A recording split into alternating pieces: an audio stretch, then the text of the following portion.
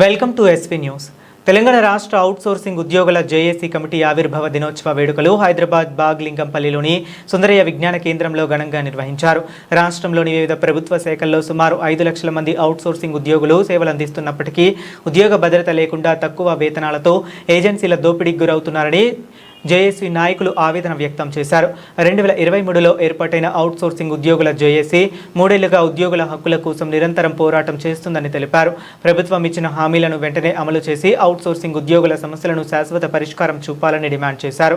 PF, ESI, gratuity, ఇంక్రిమెంట్లు, సెలవులు, ప్రసూతి హక్కుల అమలు చేయాలి. విధి నిర్వహణలో మరణించిన ఉద్యోగుల కుటుంబాలకు 10 లక్షల ఎక్స్ గ్రేషియా కుటుంబ సభ్యునికి ఉద్యోగం కల్పించాలని ప్రభుత్వం వెంటనే స్పందించకపోతే జిల్లా కేంద్రంలో ధర్నాలు, కలెక్టరేట్ల ముట్టడి, రాష్ట్ర స్థాయి మహాధర్నాలు, చెలో హైదరాబాద్, అవసరమైతే చెలో ఢిల్లీ కార్యక్రమాలు చేపడతామని జేఏసీ నాయకులు హెచ్చరించారు. అవుట్సోర్సింగ్ ఉద్యోగుల జేఏసీ 3వ సంవత్సర వార్షికోత్సవం సందర్భంగా మరి ఈరోజు కొన్ని ప్రధానమైన డిమాండ్లు కూడా వాళ్ళు పెట్టారు.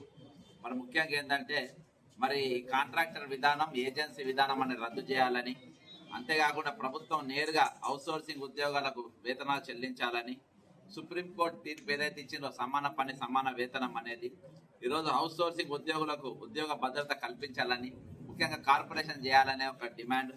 ఈరోజు పిఎఫ్, ఈఎస్ఐ, గ్రాట్యుటీ, వార్షిక ఇంక్రిమెంట్లు, చెల్లింపు, సెలవులు, ప్రసూతి సెలవులు తదితర కార్మిక హక్కులను కూడా అమలు చేయాలని, విధి నిర్వహణలో మరణించిన ఉద్యోగుల కుటుంబాలకు మరి 50 లక్షల ఎక్స్గ్రేషియా మరియు కుటుంబ సభ్యునికి ఒక ఉద్యోగం కల్పించాలని, మహిళా ఉద్యోగులకు పూర్తి స్థాయి రక్షణ, ప్రసూతి హక్కులు అమలు చేయాలని, అన్ని శాఖల్లో ఒకే విధమైన అవుట్సోర్సింగ్ విధానాన్ని అమలు చేయాలని చెప్పేసి మరి ఈ కొద్ది తీర్మానాలతో ఈ మీటింగ్ పెట్టడం జరిగింది. ముఖ్యంగా ఈరోజు ప్రభుత్వం ఏదైతే మరి వాళ్ళ హక్కులు ఉన్నాయో హక్కుల కోసం పూర్తిగా మరి నిలబడాలని చెప్పి, మరి వాళ్ళకి మాట ఇచ్చింది ఆ మాటపై నిలబడాలని చెప్పి, మరి ఈరోజు రాష్ట్రంలో దాదాపు 4,800 అవుట్సోర్సింగ్ ఏజెన్సీలు ఉంటాయి. ఆ 4,800 అవుట్సోర్సింగ్ ఏజెన్సీలలో 4,300 ఏజెన్సీలు అక్రమాలు తేలినాయి ప్రభుత్వ విజిలెన్స్ లో. ఇవాళ ముఖ్యమంత్రి దగ్గర టేబుల్ పైన అది ఉన్నది. 4,800 ఏజెన్సీలలో 4,300 ఏజెన్సీలు అక్రమాలు చేసిరని చెప్పి అది విజిలెన్స్ తేల్చింది. ఆ రిపోర్ట్ ముఖ్యమంత్రి రేవంత్ రెడ్డి గారి దగ్గర ఉన్నది. మరి ఇంకా 4,300 మందికి ఎందుకు మీరు ఇస్తా ఉన్నారు? ఈరోజు ఎంక్వైరీలో తేలింది కదా, వాళ్ళ వెంటనే తీసేయాలి కదా.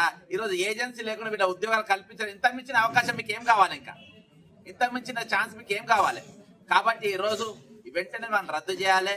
ఈ 3వ జేఏసీ 3వ వార్షికోత్సవ సందర్భంగా ముఖ్యమంత్రి గారు వెంటనే దీని మీద చర్య తీసుకోవాలని మేము విజ్ఞప్తి చేస్తున్నాం. తెలంగాణ ప్రాంతంలో వెట్టి చాకిరి విముక్తి కోసం చాలా పోరాటాలు జరిగినాయి. ఇప్పుడు మళ్ళీ అదే వెట్టి చాకిరి విముక్తి పోరాటంలో భాగంగానే ఈ అవుట్సోర్సింగ్ సంఘం ఇది 3వ వార్షికోత్సవం జరుపుకుంటున్నది. దీనిలో ప్రధానంగా ఏంటంటే కాంగ్రెస్ మేనిఫెస్టోలు అధికారంలోకి రాకముందు వాళ్ళు మేనిఫెస్టోలో పెట్టినటువంటిది అయితే ప్రధానమైన డిమాండ్ ఏజెన్సీలను తీసేసేయాలనేది. దొంగలు దొరికిండ్రు, 4,300 ఏజెన్సీలు దొంగలని తేలిండ్రు.